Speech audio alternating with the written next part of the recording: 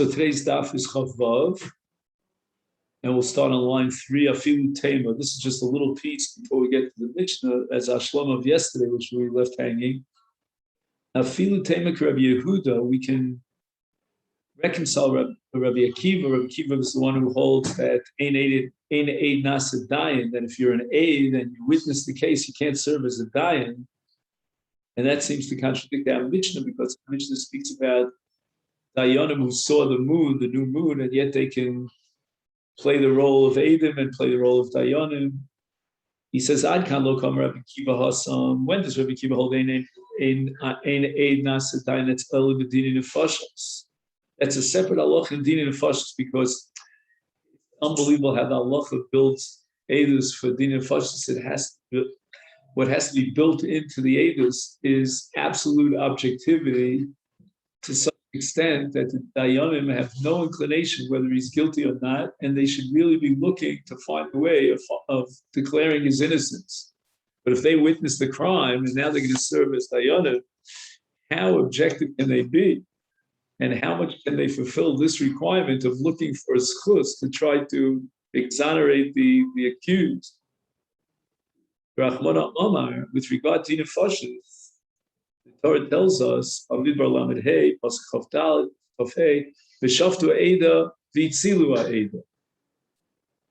there's a mitzvah incumbent upon Dayanim to try to find a way of itzilu eida, of saving and exonerating the accused instead of condemning him. Since the Eidim themselves witnessed the so-called murder, the katal nafsh is lo matzu chazilei schus. There's no way that they can find the schus. They are disqualified. I mean, intuitively, like in a Western moral sense, you would have said just the opposite. If they saw the murder, then just simply condemn him to death. I mean, even the judges saw the murder. Well, what's to talk about? But no. We have to give the man a fair trial. And that means that you, as Dayan, have to be mechapes b'schus. You can't be mechapes b'schus if you witness the murder. But with regard to Kiddush HaKodesh, that svara doesn't apply. There's no schus, there's no chovas. I feel Rabbi Akiva Moda that in Eida Roa, even though he saw the moon, he can now become a Dayan. However, we have to add one stipulation. Even according to the Maskonas HaSugya, once he testifies, then he's possible as a Dayan because he's already testified. And that seems to be universally accepted. But if he hasn't yet testified, then he can serve as a Dayan, and this despite the fact that he saw the moon. Perfect timing, David. We're about to start our Mishnah here. We have a new Mishnah. It's almost like we're starting a new parak. Actually, I don't know why Rabbi Yehuda Nasi didn't start a new parak right here, because we're about to enter into that part of Rosh Hashana that we like to learn about, and that's the shofar. Now, the Torah commands us in the 29th chapter of Bamidbar, "U'bachodesh hashvi bechad lachodesh mikra kodesh yeh lachem koblech savod lo sasu yom trua yeh lachem." And the Torah commands us to establish that day in the month of Tishrei, on the first of that month, as a day of trua, yom trua. And trua means blowing a shofar.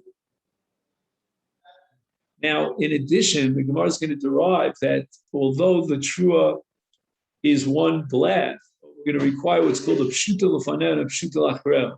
We know what that is, yeah? Okay, so you need a tkiyah before the trua and a tkiyah after.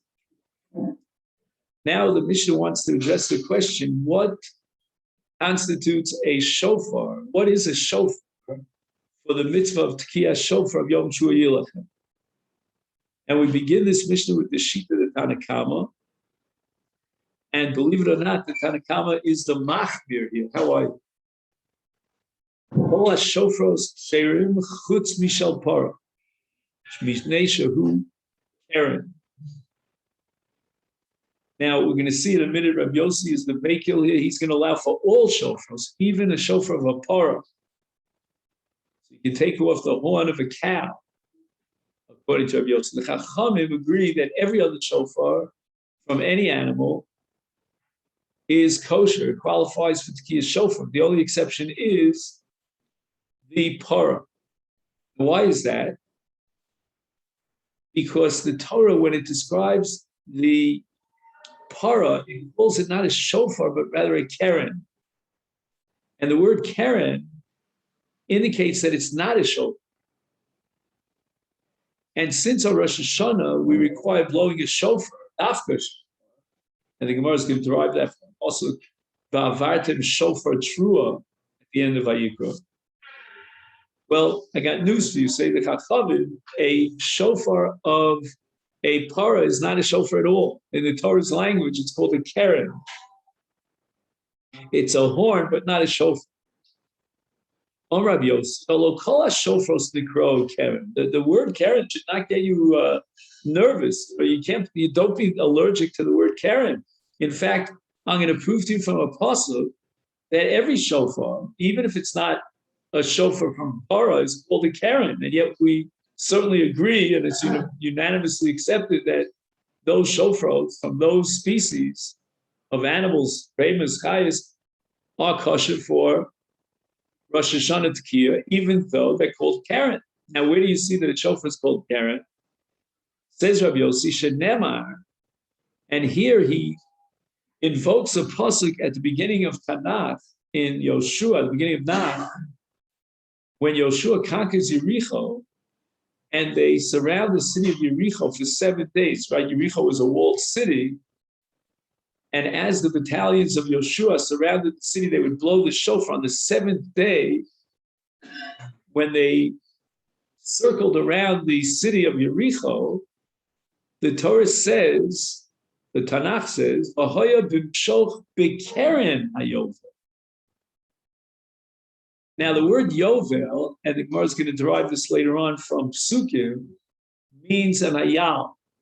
Ayal is a male kivsa. In any event, ayal is certainly kosher for the mitzvah of shofar. In fact, l'chatchila, if you have a choice of any of the animals, the one that you're going to use for a shofar is the ayal, right? Because of Akeres Yitzchak. The Torah here calls a yovel, meaning an ayal, the horn of the ayal is called a keren. So you see, we're not allergic to the word keren. And this is the keren of an ayal, which they blew on the 7th day when they surrounded the city of Yericho. Josh got the battle of Yericho, and the walls came tumbling down, right?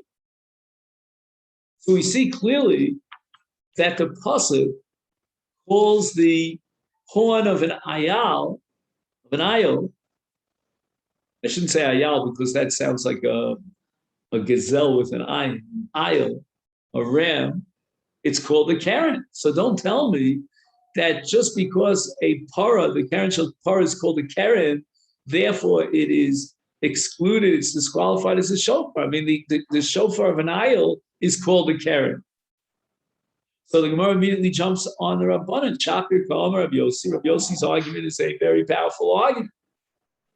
So the Gemara answers Rabbanan will respond to the argument of Rabbi Yossi that Kol HaShofar Ikru Shofar Vikru Keren. When the Torah wants to describe a shofar, it could use one of two words. It could be called a keren, and it could be called a shofar. And the example of this would be in Parshas Yisro, with regard to Matan Torah. It says that B'mshoch HaYovel Hema Yalu Bahar. So we see that a yovel, which we said is from an ayal, is also considered a shofar because it says in the very next pasuk, well, actually it's a few psukim later, but in the very same chapter, it says, Vayehi kol hashofar olech v'chazak mod. So yovel, which again is the horn of an ayal, is called shofar, but it's also called a keren. And how do I know that the ayal, the shofar shel ayal, is called the keren? From the very pasuk which Rabbi Yossi quotes in our Mishnah, namely, Bimshov, B'keren HaYovel. So Yovel is called keren, Yovel is called shofar, And that is the paradigmical case of a shofar, because it comes from an ayil. So you see that a shofar could be called a shofar could be called shofar, could be called an ayil. Both names are appropriate. And we find that the Torah went out of its way to use both names. However, the para, said the Chacham, Keren Ikri, shofar lo Ikri. We find a very clear pasuk, a source that the horn of a cow or an ox, right, is called Keren. But we don't find anywhere that the horn of a cow is called a shofar. Where do we see that it's called a Keren? The Chsiv, with regard to the bracha that Moshe Rabbeinu at the end of the Torah bestows upon Shevet Yosef, it says, B'char sharo hadolo, the karnei re'em karna. So we're talking about the karnayim of a B'char shar. And the bracha of Moshe Rabbeinu compares the karnayim of B'char shar to that of karnei re'em. But we see clearly that it's called a keren, and we're talking about a shar. Shar is the male para. And if that be the case, then with regard to the horn of a cow, it's called a keren. We don't find anywhere that it was called a shofar. Rabbi Yossi, what would Rabbi Yossi respond to this argument to the Chacham? I have a pasuk in Tehillim, and David HaMelech, in his prayers, he calls a shofar of a para a shofar. Now, where do we see this? This is really a chiddush here of Rabbi Yossi, very, very complicated.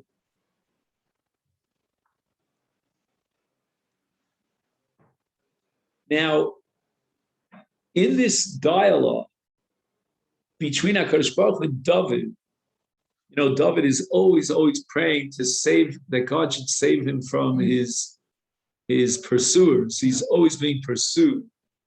His life is one unbroken chain of redifus. And HaKadosh Baruch Hu says to him that I'm going to describe to you the sense of gratitude, the expressions of gratitude of the people of Israel for my saving you from your enemies. V'titav l'Hashem mishar par. And it will be acceptable in the eyes of God more than a shar par. What's this all about? What does it mean, more than a shar par? So the simple pshat might be that we're referring to a carbon. And you could bring a carbon from a shar, you could bring a carbon from a par in certain cases. And by the way, this kapitel is called Samach Tes.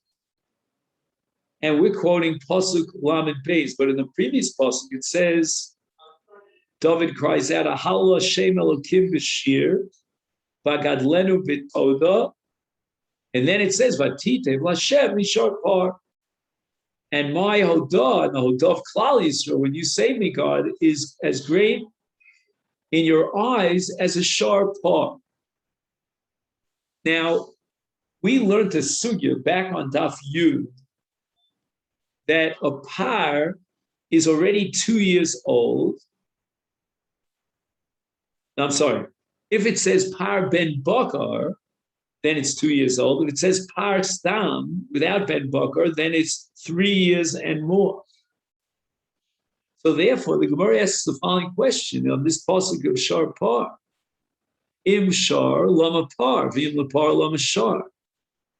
Right, a shar is from the day it's born, but a par is only after it reaches its 3rd year.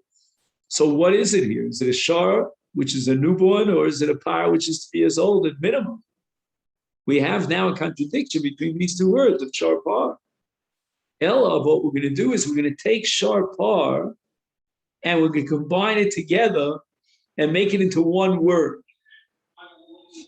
And again, this is on a deeper meaning of drush, not on a pshat level. Pshat level, it's referring to karbonos. Umay be shar par, be shofar. You see that? He's taking the shin and the vav from the first word, attaching it to the pei and the resh of the second word. And by doing so, he combines them in such a way that he gets the word michofar. In other words, God says that your hodah, when you appreciate and express your gratitude for my saving you, is as great in my eyes, or even greater in my eyes, than me from the shofar that we blow on Rosh Hashanah.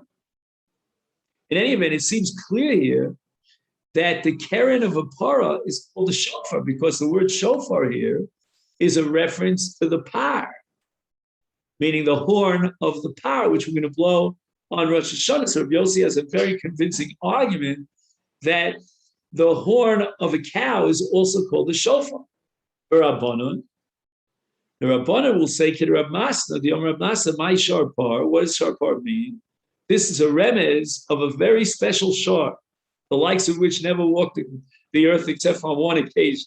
And that's the shar of Maisa Bracious, meaning the original shar that was created was brought by Adam HaRishon after the Chet onto the Mizbeach as a kapara. Shehu gadol kipar. And even though a shar, newborn, is very small, obviously, but nevertheless it's as great as a par, it's as sizable and developed as a par which is in its third year. Because when God created everything was already more mature, more developed, like man, so forth and so on.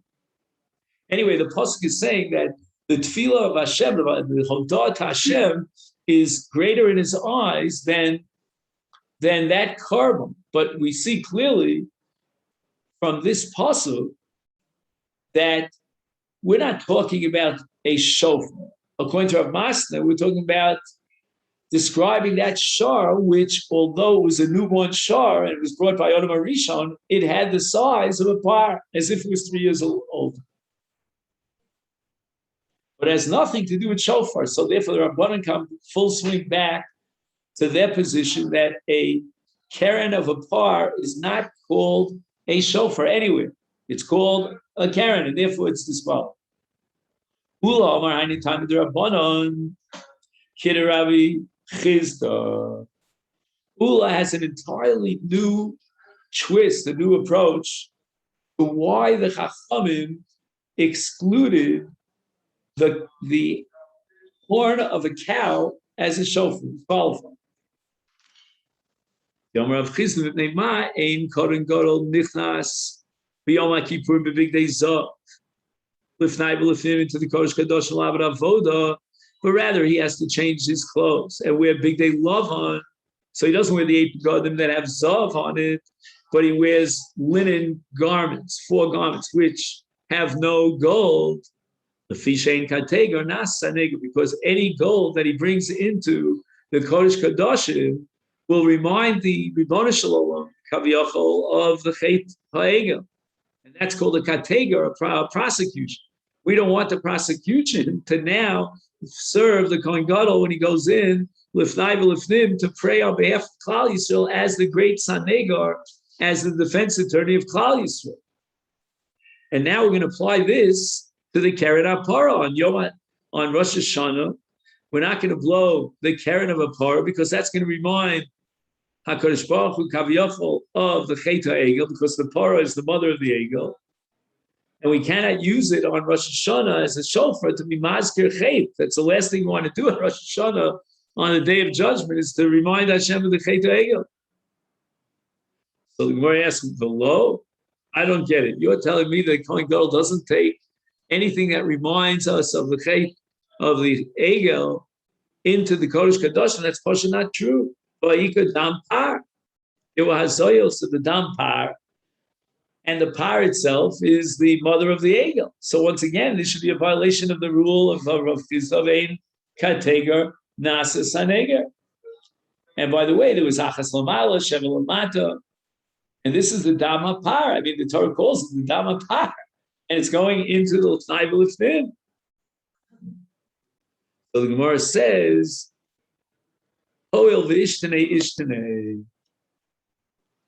If you have something that is a direct it's a duplicate, let's say, of that Eta Egel. That's a problem. That we don't bring into the Mikdash. I mean, gold itself was the Egel. The Egel was gold. So for the Kohen Gadol to wear gold inside the Kodesh Kodashim, to be mechaper as a saneger, that's not something that would work. That's not going to work. But in the case of dam, when you look at the dam, you don't see a par. The dam could have come from any number of, I don't know, 1,000 different animals. So the Gemara now asks another. We have in the Kodesh Kodashim gold.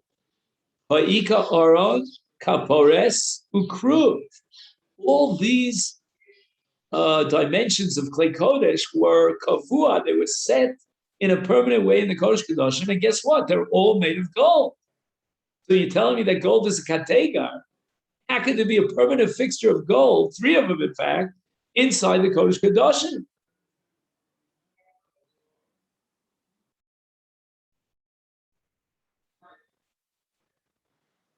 Interesting that he used the word kruv in singular. I mean, there were 2 kruv. In any event, the Gemara answers, you know what? This is an inanimate object. The Aron Kaparas and kruv are not connected to man. And chote bal yakriv, we don't want man as a sinner to come forward into the Beis Hamikdash. I mean, into Kodesh Kodashim with gold. So when the Kohen Gadol would be wearing gold, and he goes into the Mikdash, into the Kodesh Kodashim, then he's coming as a chote, trying to get kapara, and he's wearing gold, which is reminiscent of the Chet HaEgel. It just doesn't make sense. The fact that there's gold in various elements within the Kodesh Kodashim, that's an inanimate object. But when man himself, who's coming to create a kapara for himself, and he's wearing begadim and are made of gold, that's a violation of Ein Kateger Nasani. So we're asked for Yika Kafu Machta, okay, but when the Kohen Gadol goes in, Lifnai v'Lifnim, for the Avodah of the Ketores, he is carrying gold klizav, which are klisharets. He's carrying the kaf and the machta. The kaf is the spoon, and the machta is the shovel, the pan. I shouldn't say shovel, the pan. And both of them are made of gold. And this is all Mishnayos in Masechet Yoma, that going gadol nichlas in kafa machta l'kodesh kadoshim. So what's the difference now between Big Day Zav, which the Kohen Gadol is enjoined from wearing in the Kodesh Kadoshim, and Kafu Machta, in both cases, is the Chote Bal Yaakov? So the Gemara answers, Chote Bal Yisnoa Kamrin. When does the Kateger become a Saneger? When you're using it to beautify yourself as a Chote. Not that you're using it as part of the avodas, one of the instruments of the Torah, to dig into the Torah and then put it on the fire. No. That's not the case of Kateger Nasaneg. Bal Yisnoa, not Nisnoa, is almost as if he's coming into the Kodesh Kadoshim in a certain appearance in order to make an impression. He is the Kohen Gadol, and it's L'fnai V'L'Thim once a year, and he wants to wear gold. That's the Big Day Zav. Comes along with this principle, and he says, no, ain't Kateger Nasasan. But if you talk about Kalim, which are Kli Zav, even though it's being carried by a human being, and he's doing the avodah with it, that's not Big Day Adam. He's not wearing it. When you wear something, that means Bal Yisnoa. That's you're showing your credentials. Look at me. Look at what I'm wearing. That means a Kateger is coming into the Kodesh Kadosh. The Gemara asks about Ika Big Day Zav Machutz. Now it's true that when the Kohen Gadol went inside for the Avodah Yom Kippurim, he wore Big Day Lavan. But yet there were plenty of karbanas that he brought to be mechaper for Klal Yisrael outside the Kodesh Kadoshim, and he was wearing his Big Day Zav, his normal 8th Gadol that a Kohen Gadol wears. Now, if Zav is a Kategar, how can he do these karbanos that are mechaper on Klal Yisrael wearing the Big Day Zav? And the Gemara answers, Mi b'fnim ka'amrina. The problem, the objection to a kategar becoming sanegar is only with regard to avodas pnim in the Kodesh Kadosh. That's where there's hashras hashpina. That's where there's ritzui and kapara. And to come in now by wearing big days off, that's unacceptable because of the chait of a. But he's talking about avodas chutz. He's not coming as a kategar, even if he's wearing big days off. It's only in Kodesh Kadoshim Bifnim, in the place where there's hashras hashpina.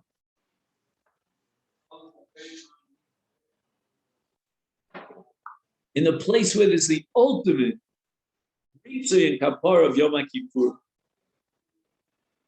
And the Gemara asks, what are you talking about? You're trying to quote this principle of Rav Chizda to explain Ula, to explain the reasoning of Chachamim, why they disqualify a shofar shel para. Where's the shofar? Is it going into the Kodesh Kadosh? Shofar nami b'chutzu. And the next line in the Gemara is very famous. Since the shofar is coming to be malad, the zichronos of Klal Yisrael in front of our Father in heaven, it has the same status as lifnai v'lifnim. Unbelievable halacha, that just like the Kohen Gadol does the avodah, the Ketores, lifnai v'lifnim on Yom Kippur, we blow the shofar anywhere in the face of the earth, and it's like we're standing lifnai v'lifnim, because the shofar is malad, the zichronos of Klal Yisrael in front of that Father in heaven. That is like lifnai v'lifnim. That's like the Kodesh Kadosh, and as the same din in the shofar as big day Kohen Gadol lifnai v'lifnim. He quotes here a Gemara that we learned earlier. Imru lefanai zichronos k'dei sheyala zichronchem lefanai letova ubameh b'shofar. And now you see this little Tosfos here, Dibra Mastil, Kavon. It's like the next to the last Tosfos. My Rebbe used to always say, watch it for the small Tosfos. Sometimes we don't pay attention to them. And Tosfos points out that at the end of Shmos, the Torah says that the Choshen and the Ephod, which were two begodim that the Kohen Gadol wore, were made of Zav. And they were coming with Zikaron. So Tosfos says, how can you tell me that ain't Kateger Nasa Sanegar? What are you going to do with the Choshen and the Ephod? So Tosfos answers that even though they're made of Zav, but those begodim are not coming with Zikaron. The Zikaron of the Ephod and the Choshen, right? The Choshen on the Ephod, that breastplate was there for a Zikaron of the Shvatim. Right? There were stones, there were 12 stones that mirrored the 12 Shvatim. But I wouldn't say that when we ask Hashem to remember the Shvatim, that's like asking Hashem to remember Klal Yisrael L'Tova, Sheyalu Zichronim L'Tova. That's the shofar. That's unique and singular to the shofar. So the Gemara says it's very nice, Ula, and you came up with a very cogent explanation as to why the Rabbanan and Mishnah disqualify a Karen Shel Para, but Hatana, the Mishnah, Rabbanan and the Mishnah give their they tell us what the reason is. Mipnei Shu Karen. Oh, that's what they said. So the Gemara answers Chada v'od kama. The Rabbanan gave an answer, but we weren't so convinced by that answer. We're not sure. Maybe shofar par, to taste shofar par. Maybe the Torah does call a para a shofar. Therefore, we have to look for another explanation. The old comer, and it's interesting. The main explanation actually was omitted from the Mishnah. Chada, which is the main explanation, number one, is Ein Kateger Nasa Negar. And that's a simple reason. We don't even have to mention it. But V'od, Mipnei Shu Keren. It's not called a shofar, it's called a keren. Rav Yossi Amalecha, Dika Amid Ein Kateger Nasa Negar Hani Milu Bifnir. But Hai Shofar Mibachutzu. He never accepted this principle that since the shofar is zikaron, if it's as if we blow it lifnai v'lifnim. Now we have another explanation. The Rabbanon. Abaye Yomar, he gives an alternative explanation type the Rabbanon. Shofar echad amar Achmana. The Torah says Vavarta shofar, meaning one shofar, trua, velo shnayim v'shlosha shofar. So let's say you take different pieces of different shofars and attach them together and blow it. You would not be yotze. It's got to be one shofar. The para virtually has many different parts. Like you put together different parts. Even the kai gilde. If you look at the tzura of the keren of a para, it's got chatichos. Every year it grows a little bit more, the keren. So it really looks like he put together pieces and mitchaze kishnayim shlosha shofar. And if it looks like 2 or 3 shofars, then it's disqualified. And my opinion is, I couldn't find anyone who says this, that we're talking about a pseudo raisa. This is not exeter d'Rabbanan that people might think it's 2 or 3 shofars. But the answer is you have to get a shofar that looks like one shofar. And a para doesn't look like one indivisible shofar, looks like pieces together. So once again, the same Shakamatari Vatana nature Karen, Omar. In the Mishnah, the Chacham explained their reasoning why they disqualify a shel para because it's called Karen and not shofar, not because it looks like 2 or 3 shofars. And the answer is Chada v'Yotam. Chada, the first reasoning, the shofar echad amar Achmana v'lo shnayim shlosha shofar. And that's a simple reason he didn't even have to mention it. V'Yod. And if you're not happy with that, I'll bolster my opinion, my position, by saying that they should Karen below shofar. Rabbi Yossi Amalecha Dika Am. That which you said, shofar echad amar Achmana v'lo shnayim shlosha shofars came in the mechabri adadi chad. In other words, if you're taking different pieces of different shofars, then that's a psula below shnayim. But if you're taking one shofar that grows as is, it looks like different pieces, like branches, but it's one individual,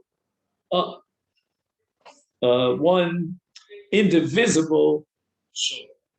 Udakarment, and then you'll tell me they should carry kol shofars. Now the Gemara goes back to the technicality. You remember that we started this whole sugya with a pasuk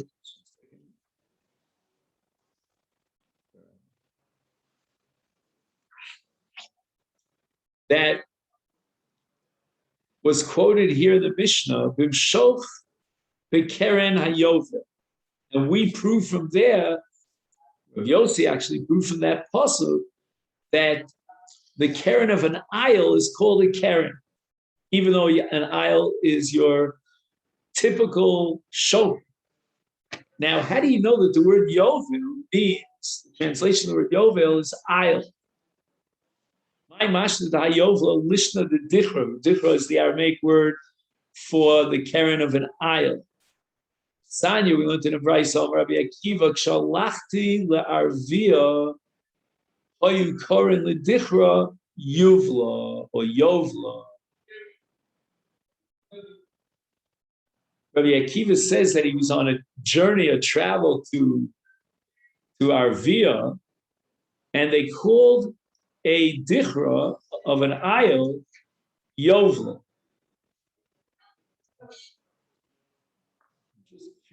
Arabia is Arabian. I didn't know that Rabbi Akiva took a trip to Arabia. Interesting. Just a second. Anything here in the arts about Arabia? You have anything in your notes there? No, he just says Arabia. No footnote at all. Oh, he does have an interesting comment here in the note. He says it's interesting that the Torah made allusions in languages other than the holy tongue. So he tells you, look in Margolia Sayyam, which I have somewhere. Could be that they actually integrated Hebrew words into other languages. Also possible. Because the Jews went into diaspora.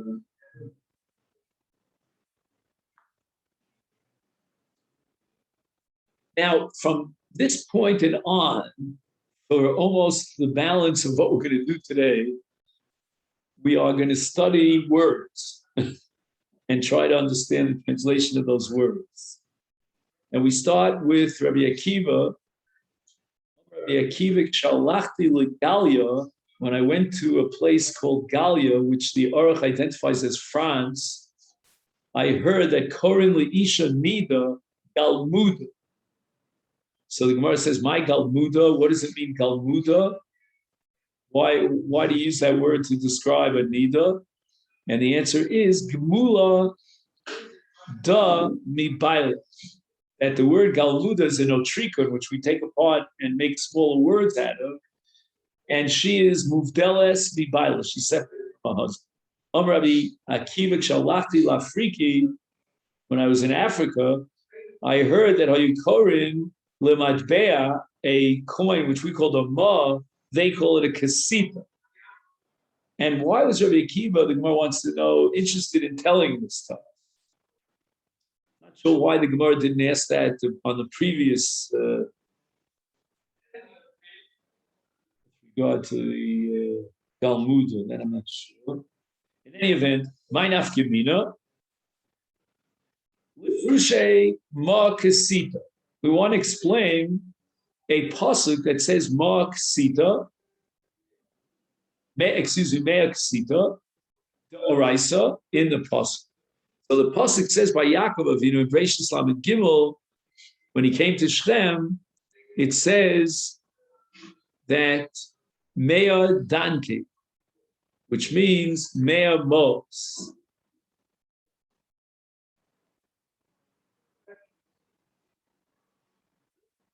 It says, Vayovo Yaakov Sholem Ir Shechem, Asher Beretz Knan, Vibo Mipadan Aram, Vayichan es Pnei Ir, Vayikan es Chelkas Asode, Asher Notesh Amalo Miyad Bnei Chamor Avishchem, V'mea Ksita. Okay, so we have to know that Yaakov Avinu paid mea ma because the word ksita means ma. Omer Rebbe. Okay, we'll put Rabbi Kiva now. Now we're up to Rebbe. Shalachti lekarke hayam, to the ports on the rivers, on the seas. Ayukolin lemachira. The word for sale was kira. So the Gemara says ma'inaf gibina, and the Gemara answers to explain another pasuk lefrushe. And this pasuk is the tzibur of Yaakov to Yosef regarding the kvura. It says b'kivri asher karisi li b'eretz Knan. What does that mean? Asher karisi? It doesn't mean I dug a cave, but it means that I purchased this chelek in the Mar Samach Pela. Now, Avraham Avinu had already purchased the Mar Samach Pela. Why did Yaakov have to purchase the Mar Samach Pela? The answer is because he bought it from Esav. Esav, as a descendant of Avraham, had a share up front in the Mar Samach Pela, and Yaakov wanted to buy off his share. And for that, he says, Asher karisi li, I purchased. When I got to a place called that, I heard that Hayukaran Lakala Ninfi. What's the connection between Ninfi and Akala? Now, if you take the word Ninfi, the shoresh, the root of the word Ninfi, is Nof. So I live in a neighborhood called Har Nof, a beautiful mountain. So the Kala is called the beautiful Nof. Uletarnagol Sechli. So the Gemara says, Lakala Ninfi Micro. What's the basis for Shimon ben Lakish's conclusion that in that place where he went to, they would call Akala by the word Ninfi? Why would they do such a thing? There must have been a pasuk. The answer is that with regard to Yerushalayim, when the Shechina was shor in Yerushalayim, the pasuk in Tehillim says, Yefei Nof Mishosh Kol Haaretz. Artzion Yarkes Eitzot. So it's a beautiful area, it's a Masoshe L'Kol Haaretz. And that's Tzion that stands in the northern part of Yerushalayim. So since the word Nof indicates beauty, and the Kal is beautiful, we call her a Ninfi. Ulasechvi L'Tarnagol Sechvi. We call I think it's called a rooster in English. How do you say Tarnagol in English? A rooster. So a rooster is called a Sechvi. I'm Rav Yuzam, Rav Ibai, same, others say it was Rav Yishub. Say my crow, what's the pasuk? that indicates that a Tarnagol is called a Sechli. And now we go to Eov, where God gives a response to Eov that there's nothing in the world that happens b'derech mikra. Nothing is coincidental, accidental, and God is not aware of it. He's aware of everything.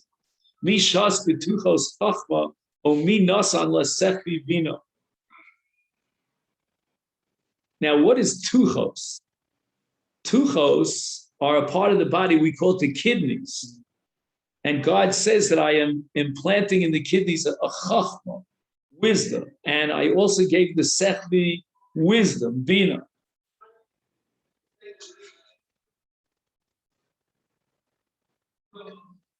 And this is what God is conveying to Eov, that you should know everything is from me, God said. Because it's not in man's hand to create wisdom in the kidneys or bina for the sich.